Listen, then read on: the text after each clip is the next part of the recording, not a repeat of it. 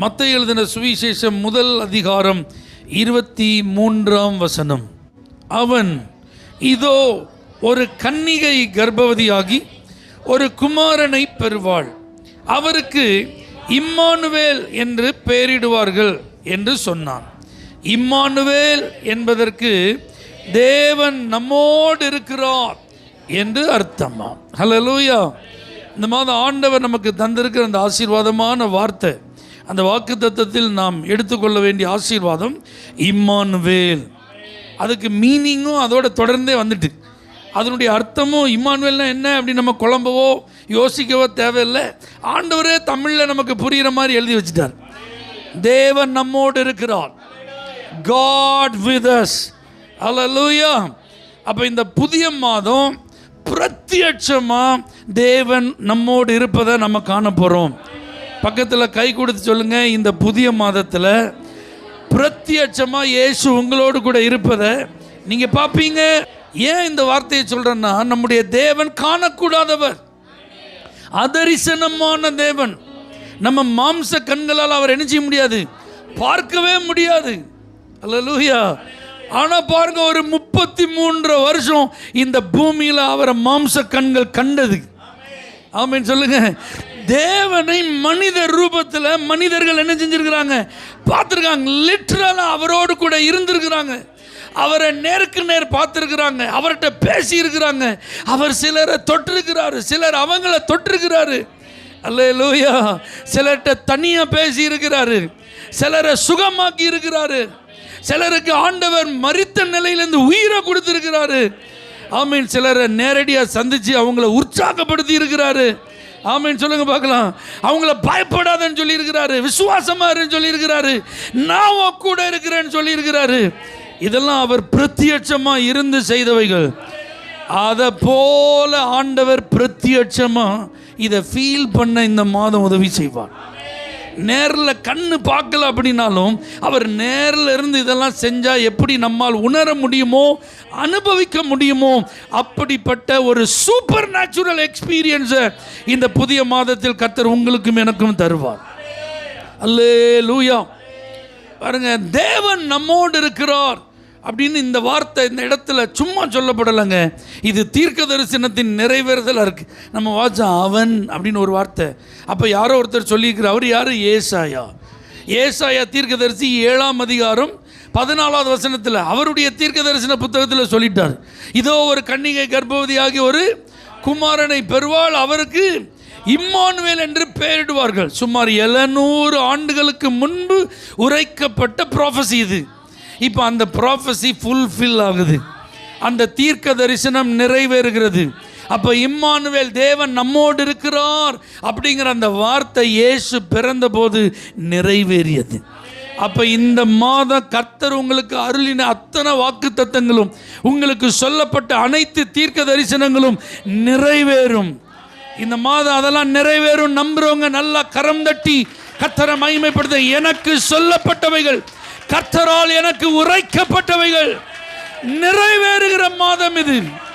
அது எவ்வளவு நாளுக்கு முன்பாக உரைக்கப்பட்டிருந்தாலும், 700 வருஷத்திற்கு முன்பு உரைக்கப்பட்டது நிறைவேறி இருந்ததுன்னா, 6 மாதத்துக்கு முன்னாடி சொல்லப்பட்டது நிறைவேறுமா நிறைவேறாதா? 6 வருஷத்துக்கு முன்னாடி சொல்லப்பட்டது நிறைவேறுமா நிறைவேறாதா? நீங்கள் பிறந்தப்போ சின்ன குழந்தையா விவரமே தெரியாத நாட்களை சொல்லப்பட்டதை கூட ஆண்டவரால் இந்த மாதம் நிறைவேற்ற முடியும். உங்கள் தாயின் கருவில் நீங்கள் உருவாகி இருந்தபோது உங்களை குறித்து அறிவிக்கப்பட்ட அந்த தீர்க்க தரிசனத்தை இந்த மாதம் நிறைவேற்ற முடியும். உலகம் தோன்றுவதற்கு முன்பு இந்த பூமியில் நீங்கள் பிறப்பதை குறித்த தேவ திட்டம் எப்படி இருந்ததோ, அந்த அனாதி தீர்மானத்தின் அடிப்படையில் உங்களுக்காக உரைக்கப்பட்ட ஒரு வார்த்தை இருக்கு பார்த்தீங்களா, அது இந்த மாதம் நிறைவேறும். விசுவாசிக்கிறவங்க நல்ல கைகள் அசைத்து கர்த்தரை மகிமைப்படுத்துங்க. வாக்குத்தத்தங்கள், தீர்க்க தரிசனங்கள் நிறைவேறுகிற ஒரு நல்ல மாதம் இது.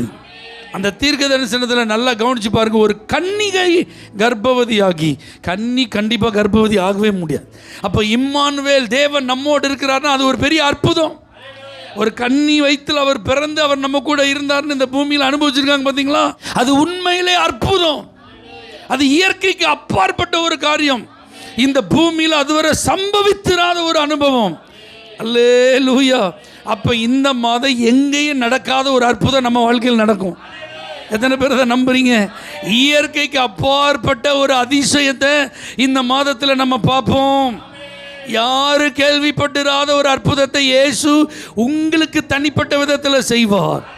அல்லேலூயா. இம்மானுவேல், தேவன் நம்மோடு இருக்கிறார் அப்படின்னா நீங்கள் உடனே நினைக்கணும், இது கண்ணியின் வயிற்றில் பிறக்கும்போது அவருக்கு சூட்டப்படும் நாமத்தை குறித்த ஒரு வார்த்தை. அப்போ கண்ணி வயிற்றில் இது பிறக்கிறதுக்கு என்ன கிடையாது, சாத்தியமே கிடையாது. இதுவரைக்கும் எங்கே அப்படி கேள்விப்பட்டதில்லை, இதுவரைக்கும் அப்படி நடந்ததே இல்லை, ஆனால் நடந்தது. அப்போ இந்த மாதம் முழுவதும் அற்புதத்தை எதிர்பாருங்க. அல்லேலூயா. நீங்கள் மூளையை யோசித்து அப்படி நடக்குமா இப்படி நடக்குமாங்கிறதெல்லாம் கொஞ்சம் என்ன செஞ்சுருங்க, அப்படியே ஒதுக்கி வச்சுட்டு அதெல்லாம் ஸ்டாப் பண்ணிவிட்டு, ஆண்டவரே கற்பனை கெட்டாத காரியத்தை நீங்கள் செய்ய போகிறீங்க, புத்தி கெட்டாத அற்புதத்தை நீங்கள் செய்ய போகிறீங்க, நான் நினச்சி கூட பார்க்காத அதிசயத்தை நீங்கள் என்ன செய்ய போகிறீங்க, செய்ய போகிறீங்க. அதை நான் என்ன செய்ய போகிறேன், இந்த மாதம் அனுபவிக்க போகிறேன். அல்லேலூயா. அப்போ இந்த மாதம் ஒவ்வொரு நாள் தூங்கி எந்திக்கும் போது எதை எதிர்பாருங்க, அற்புதத்தை எதிர்பாருங்க. அல்லேலூயா. ஒவ்வொரு புதிய நாளை சந்திக்கும் போதும் இந்த மாதம் முழுவதும் எனக்கு மிராக்கிள் தான், அற்புதம் தான். அப்படி எதிர்பார்த்து நீங்கள் எழும்புங்க.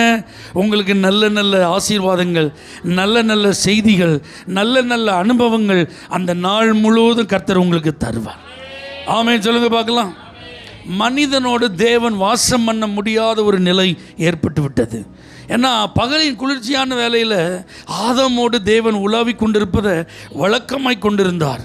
அவர் பரலோகத்தில் இருந்தாலும் மனுஷன் பூமியில் இருந்தாலும் தேவனுக்கும் மனிதனுக்கும் இடையில இடைவெளியே கிடையாது. அவர் நினைக்கும் போதெல்லாம் மனுஷன் என்ன செய்வார், சந்திப்பார்.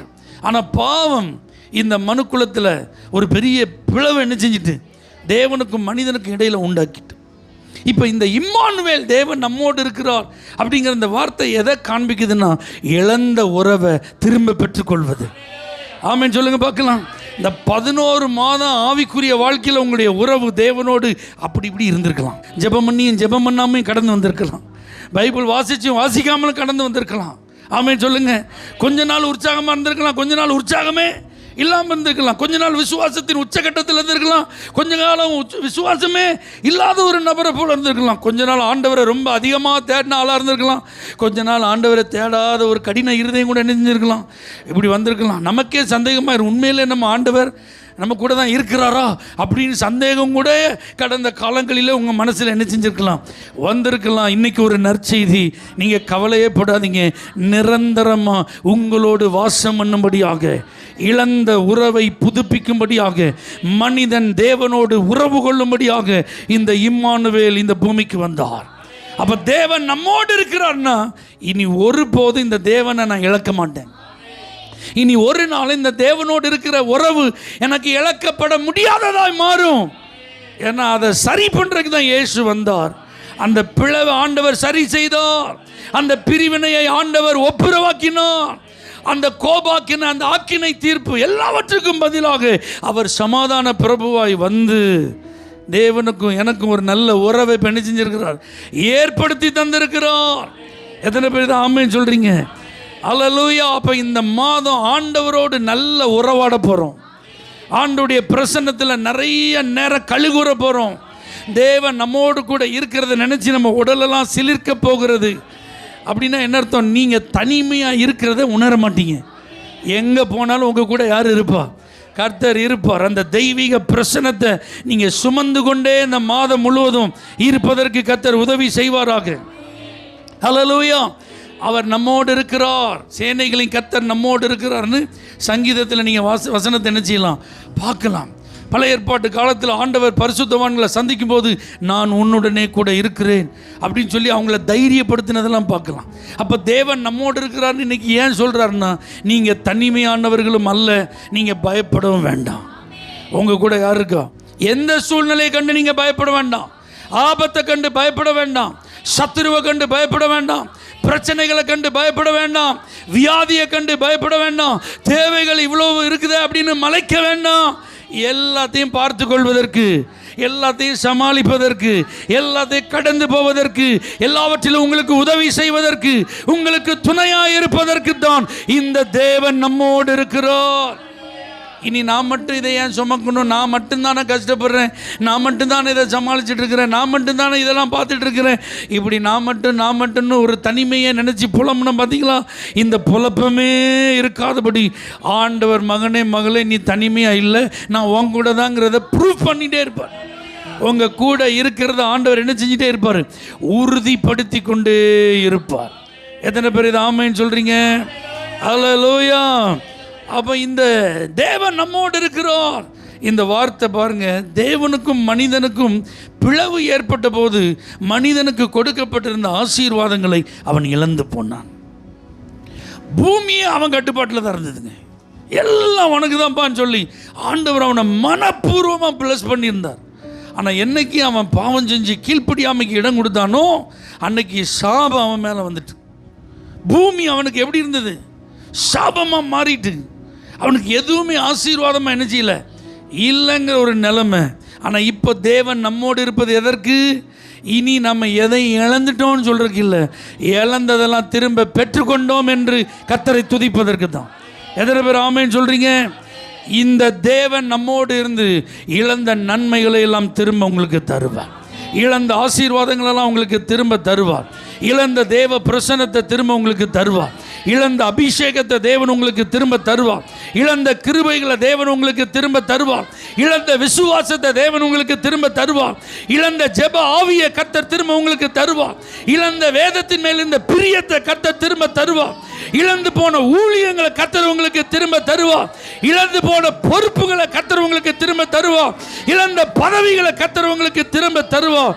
இழந்த நன்மைகள் எதுவா இருந்தாலும் இந்த தேவன் நம்மோடு இருக்கிறார் என்பதை நீங்கள் விசுவாசித்தால் எல்லாம் உங்களுக்கு திரும்ப கொடுக்கப்படும். அல்லேலூயா. இந்த மனிதனுக்கு ஒரு அதிகாரம் கொடுக்கப்பட்டிருந்தது, அந்த அதிகாரத்தை அவன் இழந்துட்டான். அப்போ இப்போ தேவன் நம்மோடு இருக்கிறதுனால அவர் பூமியிலிருந்து வானத்துக்கு ஏறி போகும்போது சொன்னார், வானத்திலும் பூமியிலும் சகல அதிகாரம் எனக்கு கொடுக்கப்பட்டிருக்கு, அதனால் நீங்கள் வாங்க, உலகமெங்கும் புறப்பட்டு போங்க, இதோ சதா காலமும் நான் என்ன செய்வேன், உங்களோடு கூட இருப்பேன். எதுக்கு? நீங்கள் அதிகாரத்தை யூஸ் பண்ணுங்க, நான் உங்கள் மூலமாக வெளிப்படுவேன். இழந்த அதிகாரத்தை நான் உங்களுக்கு திரும்ப தந்திருக்கேன். நீங்கள் பிசாசுகளை துரத்த முடியும், வியாதியஸ்தர்களை சுகமாக்க முடியும், மரித்தோரை உயிரோடு என்ன செய்ய முடியும், எழுப்ப முடியும், பிசாசின் கிரியைகளை என்ன செய்ய முடியும், அழிக்க முடியும். தேவ ராஜ்யம் வளருவதற்கு உங்களால் செயல்பட முடியும், அநேகரை சீஷராக்க முடியும். அதனால தான் தம்மிடத்தில் அவர்களை வரவழைத்து அவர்களுக்கு அதிகாரம் கொடுத்தார். அப்போ இந்த புதிய மாதத்தில் தேவன் நம்மோடு இருப்பது எதற்கு தெரியுமா? நீங்களாம் அதிகாரம் உள்ளவர்களாக இருப்பதற்கு. எதுக்கு அதிகாரம் உள்ளவர்கள் என்று மற்றவர்களை அரட்டி உருட்டுறதே கிடையாது. நான் யார் தெரியுமா, நான் சொல்கிறத நீ என்ன செய்யணும், கேட்கணும்னு சொல்லி மற்றவங்களை மிரட்டுறதே கிடையாது. இந்த அதிகாரம் பிசாசின் ராஜ்யத்தை அழிப்பதற்கு, சத்துருவின் கிரியைகளை அழிப்பதற்கு, தேவ ராஜ்யத்தை கட்டி எழுப்புவதற்கு, அநேகருக்கு இயேசுதான் இரட்சகர் என்பதை அறிவிப்பதற்கு, உங்கள் மூலமாக அற்புதங்கள் அடையாளங்கள் நடப்பதற்கு. இது நடந்தாதான் இயேசு தெய்வன் யார் விசுவாசிப்பேன்னு சொல்கிறாங்களோ அவங்க கண்களுக்கு முன்பாக அந்த அற்புதங்கள் நடப்பதற்கு தான் ஆண்டவர் இந்த அதிகாரத்தை உங்களுக்கு தருகிறார். அப்போ இந்த தேவன் உங்களோடு கூட இருக்கிறார்னா நீங்களாம் யாராக இருக்கிறீங்க?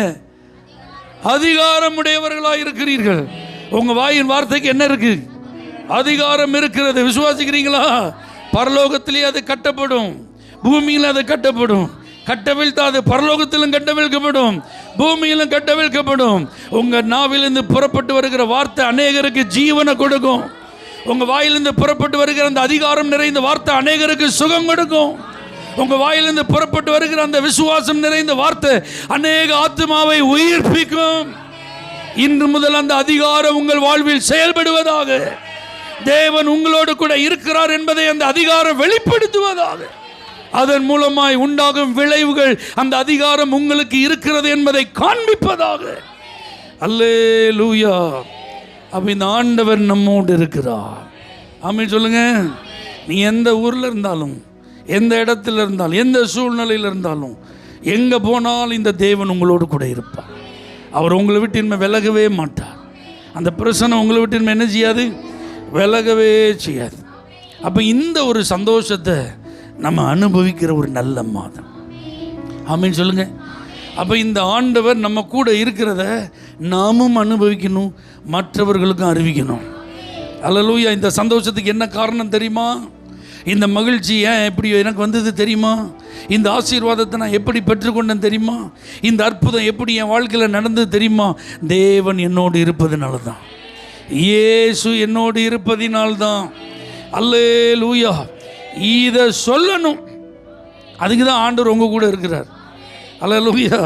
மற்றவங்களுக்கு நீங்கள் வெளிப்படுத்தணும். இயேசுவை அறியாத ஜனங்களை நீங்கள் சந்திக்கும் போது, அவங்க ஒருவேளை உங்கள் சொந்தக்காரங்களாக இருக்கலாம், உங்கள் நண்பர்களாக இருக்கலாம், உங்கள் குடும்ப அங்கத்தினர்களாக என்ன செய்யலாம் இருக்கலாம், நீங்கள் நேசிக்கிற யாரானாலும் இருக்கலாம்.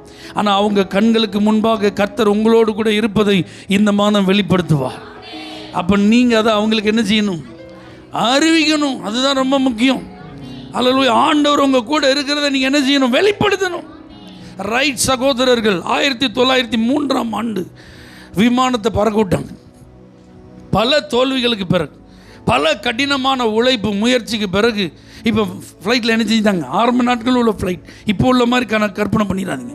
அவங்க தயாரித்த முதல் ஃப்ளைட்டு பறந்துட்டு, அப்போ தன்னுடைய சகோதரிக்கு தந்தி அனுப்புனாங்களாம், சிஸ்டர் இப்போ நாங்கள் பூமியிலேருந்து 160 அடி உயரத்தில் என்ன செஞ்சுட்டு இருக்கோம்? பறந்துட்டு இருக்கிறோம். அல்லேலூயா. நாங்கள் தயாரித்த ஃப்ளைட் இப்போ என்ன செய்ய ஆரம்பிச்சிட்டு? பறக்க ஆரம்பிச்சிட்டு, கண்டிப்பாக கிறிஸ்மஸுக்கு வீட்டுக்கு வந்துடுவோம் அப்படின்னு தந்தி அடித்தாங்க. இந்த சகோதரிக்கு சந்தோஷம்னா தாங்க முடியல. அல்லேலூயா. அதனால் பாருங்கள், இந்த தந்தியை கொண்டு போய் பத்திரிகையாளர்கிட்ட கொடுத்தாங்க. அந்த பத்திரிகையாளர் அதை பார்த்துட்டு, ஏப்பா பூமிக்கு மேலே 160 அடி உயரத்தில் விமானத்தில் உங்கள் சகோதரர்கள் பறந்துருக்காங்களே, இது எவ்வளோ ஆச்சரியம், இது எவ்வளோ பெரிய விஷயம். அல்லேலூயா அப்படின்னு சொல்லிட்டு முடிச்சிட்டாங்க. அல்லேலூயா. ஆனால் அதில் விஷயம் என்ன அப்படின்னா, கிறிஸ்மஸுக்கு உங்கள் கூட நாங்கள் இருப்போம், வீட்டுக்கு வந்துடுவோம். அல்லேலூயா. அப்போ செய்தி என்னது? நாங்கள் கிறிஸ்மஸுக்கு வீட்டுக்கு வந்துடுவோங்கிறத நம்ம என்ன செஞ்சிட்டாங்க? மறந்துட்டாங்க. அது அவங்களுக்கு பெருசாக தெரில. அவங்க வானத்தில் பறந்துட்டுக்கிறது தான் பெருசாக தெரியுது. நல்லா புரிஞ்சுக்கோங்க. இன்றைக்கி நிறைய தேவ பிள்ளைகளுக்கு தங்களுடைய சாதனைகளும் தங்களை சார்ந்தவர்களுடைய பெருமைகளும் தான் எப்படி இருக்குது? பெருசாக தெரியுது. ஆனால் எல்லாத்த காட்டிலும் இயேசுங்கிற ஒருத்தர் இருக்கார் பார்த்தீங்களா, அவர் தான் பெருசுன்னு இன்றைக்கி நிறைய பேருக்கு என்ன செய்யலை. நல்லா புரிஞ்சுக்கோங்க. இந்த பாவம் நிறைஞ்ச உலகத்தில், அநியாயமும் அக்கிரமமும் நிறைஞ்ச உலகத்தில் இந்த மகா பரிசுத்தம் உள்ள தேவன் இம்மானுவேலராக வந்தாருன்னா, நாமெல்லாம் நல்லவங்களாக இருக்கும்போது நம்மோடு இருக்க வரல, நாமெல்லாம் இருக்கிறதுலே பாவிகளாக இருந்தோம். அல்லேலூயா. நம்மை நமக்கே பிடிக்காமல் இருந்துச்சு. ஆனால் நம்மோடு இருக்கும்படியாக அவர் வந்தார் பார்த்தீங்களா, அதுதான் பெரிய விஷயம். அதை விட்டுட்டு இன்றைக்கி நான் எப்படி இருக்கேன் தெரியுமா, நான் யார் தெரியுமா, நான் எங்கே போனேன் தெரியுமா, நான் எங்கே வந்தேன் தெரியுமா, இது விஷயம் கிடையாது. என் கூட யார் இருக்கார் தெரியுமா? இம்மானுவேல் இருக்கிறா. இன்னைக்கு இவ்வளோ உயரத்தில் நான் பறக்கிறேன்னா அதற்கு காரணம் இம்மானுவேல். இன்னைக்கு இந்த ஆசீர்வாதத்தை பெற்றுக்கொண்டேன்னா அதற்கு காரணம் இயேசு. இந்த இயேசுவை தான் ப்ரொஜெக்ட் பண்ணணுமே தவிர நம்மையோ நம்மை சார்ந்தவைகளே அல்ல. அப்போ இந்த புதிய மாதத்தில் இந்த தேவன் நம்மோடு இருப்பதை தான் நம்ம ப்ரொஜெக்ட் பண்ணணுமே தவிர, அல்லேலூயா, நாம் என்னெல்லாம் செஞ்சுருக்கோம், நாம் எப்படிலாம் இருந்திருக்கோம், அதை என்ன செய்யக்கூடாது? ப்ரொஜெக்ட் பண்ணக்கூடாது, காண்பிக்கக்கூடாது. இந்த மாதம் நல்லா தீர்மானம் பண்ணுங்க. இந்த மாதம் எதை காண்பிக்கணும்? தேவன் நம்மோடு இருக்கிறத அறியாதவங்களுக்கு காட்டணும். அல்லேலூயா. நம்முடைய தெருவில் உள்ளவங்களுக்கு காட்டணும், நம்முடைய ஊரில் உள்ளவங்களுக்கு காட்டணும், நம்முடைய சமுதாயத்தில் உள்ளவங்களுக்கு காட்டணும். அல்லேலூயா. எங்கெங்கே வாய்ப்பு இருக்கோ தேவன் நம்மோடு இருக்கிறத என்ன செய்யணும்? காண்பிக்கணும். இருளில் இருக்கிற ஜனங்கள் பெரிய வெளிச்சத்தை நம்ம மூலமாக பார்க்கணும். ஒரு நாள் பெரிய வெளிச்சமாக இயேசு இந்த பூமிக்கு வந்தா மறுபடியும் அவர் இந்த மாதிரி குழந்தை என்ன செய்ய மாட்டார்? வரமாட்டார். அப்போ அந்த வெளிச்சத்தை யார் தான் காட்டணும்? அதனால தான் நீங்களும் நானும் மலையின் மேல் இருக்கிற ஒரு பட்டணம். இந்த பூமிக்கு நம்ம வெளிச்சமாக இருக்கிறோம். இன்னும் இருளில் அநேகர் இருக்கிறார்கள். இந்த இரட்சகரை அறியாமல் அநேகர் வாழ்ந்துட்டு இருக்கிறாங்க. அவங்களுக்கு நம்மிடத்தில் இருக்கிற இரட்சகரை காண்பிப்போம், நம்மோடு இருக்கிற இரட்சகரை காண்பிப்போம். நம்மோடு இருக்கிற இந்த இரட்சணியத்தை அநேக கண்கள் காணட்டும். அப்படிப்பட்ட ஒரு வாழ்க்கை வாழ நாம் தீர்மானிப்போம். இந்த இம்மானுவேல் நம்மோடு இருந்து மகிமைப்படுவார். அல்லேலூயா. என்னிடத்தில் இருக்கிற அந்த வெளிச்சத்தை நான் மூடி வச்சிடக்கூடாது. ஆமேன். விளக்க கொளுத்தி மரக்காலால் மூடி வச்சிடக்கூடாது. ஆமேன். அல்லேலூயா. இதை நான் உலகெங்க காட்டணும், ஊரெங்க காட்டணும். ஆண்டவரே அதற்கு என்னை அர்ப்பணிக்கிறேன். இன்றைக்கும் நீர் எங்களோடு பேசின இந்த நல்ல வார்த்தைக்காக நன்றி. நீங்கள் எங்களோடு கூட இருப்பதை ஒவ்வொரு நாளும் நாங்கள் அனுபவித்து அதை மற்றவர்களுக்கும் அறிவிக்க எங்களுக்கு உதவி செய்யும். இயேசுவின் நாமத்தில் பிதாவே, ஆமென். For prayer contact, Pastor J. J. Kumar, El Shaddai Ministries, 9500252586, Surandai.